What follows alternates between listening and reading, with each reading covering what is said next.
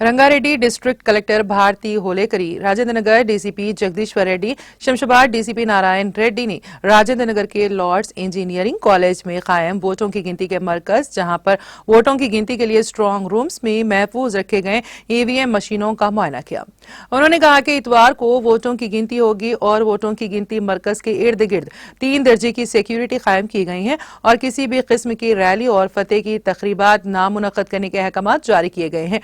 Rajendra Nagar DCP जगदीश्वर रेड्डी ने कहा कि गिनती के मरकज के अतराफ एक नाफ आधे किलोमीटर के फासले तक दफा 144 नाफिज रहेगी और किसी भी नाखुशगवार वाक़े को रोकने के लिए सख्त हिफाजती इंतजाम किए गए हैं।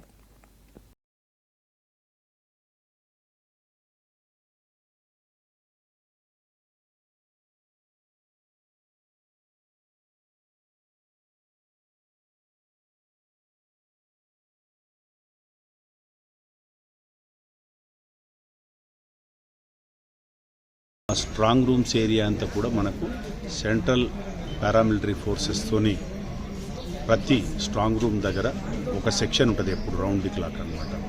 అంటే 3 స్ట్రాంగ్ రూమ్లకు దాదాపు 24 మంది మనకు సెంట్రల్ పారామిలిటరీ ఫోర్సెస్ సిబ్బంది ఎట్ ఎ టైం 24 మెంబర్స్ ఉంటారు ఇన్ 3 షిఫ్ట్స్, 72 మంది. సో ముఖ్యంగా వాళ్ళు స్ట్రాంగ్ రూమ్ పర్యవేక్షణ ప్లస్ మన building entry exit, single entry exits అనమాట మీరు చూస్తున్నటువంటివి. సో అక్కడ కూడా వాళ్ళు భద్రతను కొనసాగిస్తూ ఉంటారు.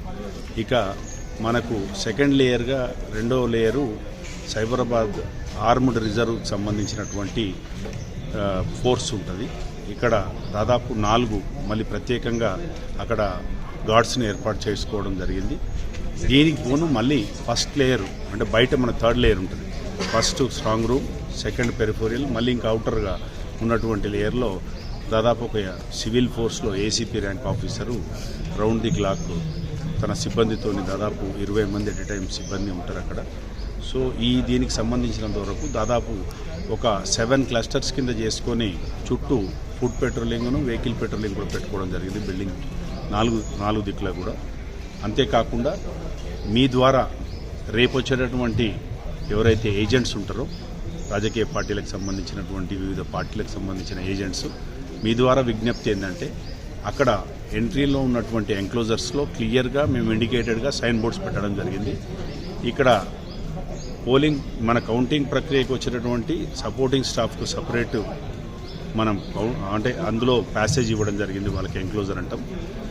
మన అఫీషియల్ సంబంధించి పోలీస్ కానీ రెవెన్యూ కానీ వాళ్ళకు ఒక ఎంక్లోజర్. అదే కాకుండా ఇంకొకటి ఏజెంట్స్కి సంబంధించినటువంటిది ఎంక్లోజర్ ఇవ్వడం జరిగింది. సో వీళ్ళు ఇక్కడ anti sabotage check, security check చేసుకున్న తర్వాత వీళ్ళందరూ కూడా సెకండ్ లేయర్కు క్రాస్ చేసుకుంటూ